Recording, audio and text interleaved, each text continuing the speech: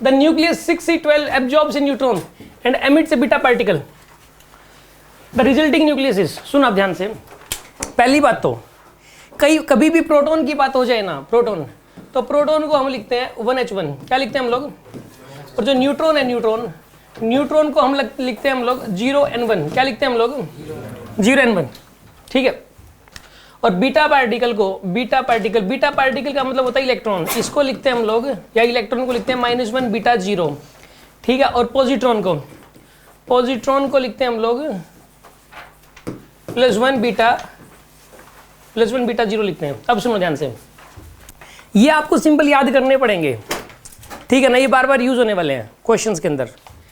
Proton का कोई कहता है एटॉमिक नंबर क्या होता है, 1 होता है, मास नंबर 1 होता है। न्यूट्रॉन का एटॉमिक नंबर 0 और मास नंबर 1 होता है। बीटा पार्टिकल का atomic number -1, atomic number -1, mass number 0, और पॉजिट्रॉन का एटॉमिक नंबर +1 और मास नंबर 0, ठीक है ना। ये आपको, ये सारी बातें आपको एक तो याद होनी चाहिए टिप्स पे, क्योंकि इन चारों की बार बार जरूरत पड़ने वाली है, ठीक है ना। एक होता है अल्फा पार्टिकल क्या होता है 2He4, अल्फा पार्टिकल का एटॉमिक नंबर 2 और मास नंबर 4। पहले तो आपको ये याद करना है, आप लिख भी नहीं रहे इसको, मैं कल पूछूंगा आपको याद मिलेगा, देखना नहीं है, लिखना है।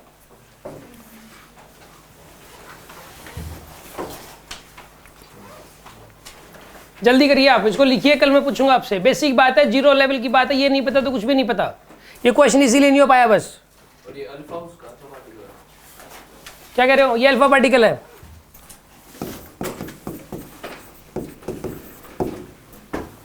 प्रोटॉन का 1H1 होता है, न्यूट्रॉन का 0N1 होता है, और बीटा पार्टिकल का -1 बीटा 0, पॉजिट्रॉन का +1 बीटा 0, और ये अल्फा पार्टिकल का 2He4 होता है।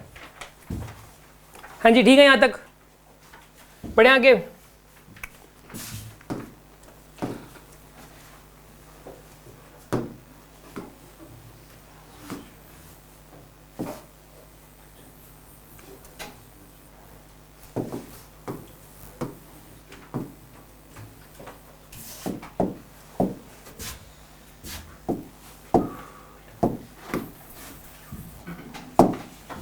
हाँ जी, सब ध्यान से, इसके अंदर जो है ना, यहाँ पे ये बोला है कि 6C12 है, 6C12 absorbs a neutron, 0N1 मिल गया इसमें, और एक क्या निकला है इसके अंदर बीटा पार्टिकल, -1 बीटा 0 निकला है।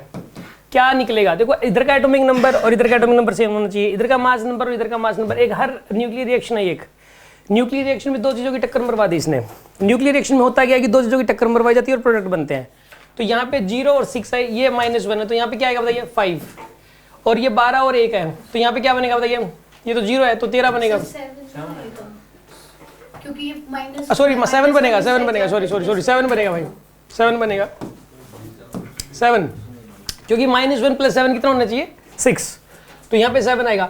अब एक ऐसा एलिमेंट बनेगा जिसमें यहाँ 7 हो या 13 हो, देख लो किसमें है, नाइट्रोजन में है, 7N13, ठीक है ना। आपको इस तरह 7N14 होता है, ये आइसोटोप है नाइट्रोजन का। ये देखो, आप 7 के जगह कुछ भी लिख के, ये एलिमेंट X मान लो, इस 7 की जगह कुछ भी लिखो आप, इधर का एटॉमिक नंबर सेम आएगा ही नहीं। इधर कितना आ रहा है 6 + 0 6 आ रहा है ना, या तो यहाँ -1 प्लस क्या लिखूँ मैं कि इन दोनों का सम 6 ही बन जाए, ठीक है, 7 ही लिखना पड़ेगा, 7 के अलावा कुछ भी लिखो आप, तो इधर और इधर इक्वल नहीं हो पाएंगे एटॉमिक नंबर, और मास नंबर भी इक्वल होने चाहिए। बस न्यूक्लियर रिएक्शन क्वेश्चन आएगा तो ऐसा आता है, ठीक है जी। ये बात समझ में आई कि नहीं आई आपको, कोई डाउट किसी के मन में?